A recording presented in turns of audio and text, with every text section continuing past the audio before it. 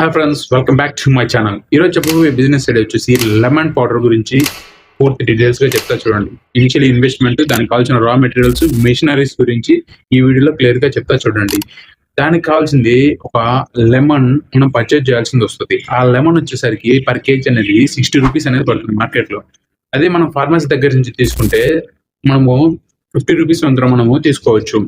అదే మనము దీనికి కావాల్సిన లైసెన్స్ గురించి చెప్తా చూడండి. దీనికి ఒక ఫుడ్ లైసెన్స్ కావాల్సింది వస్తుంది, బిజినెస్ రిజిస్ట్రేషన్ తో ఒక లైసెన్స్ అనేది కంపల్సరీ కావాల్సింది వస్తుంది.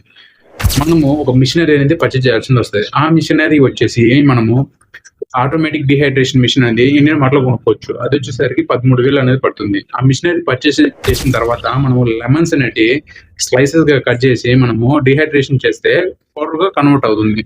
ఆ పౌడర్ గా కన్వర్ట్ అయిన దాన్ని మనం 200 ml నుంచి 250 ml ప్యాకింగ్ చేసుకొని మనం ఆన్లైన్ లో సెల్ చేసుకోవచ్చు, ఆఫ్లైన్ లో అయినా సెల్ చేసుకోవచ్చు. మనం పర్ కేజీ వచ్చేసరికి 1200 అనేది పడుతుంది. మనము 250 నుంచి 100 ml వరకు మనము సేల్ చేసుకోవచ్చు. 250 ml వచ్చేసి 180 రూపీస్ అనేది పడుతుంది. మనము మంత్లీ వచ్చేసరికి మనము 2 lakhs అనేది ప్రాఫిట్ ఈజీగా తీయొచ్చు. దీంట్లో వచ్చేసరికి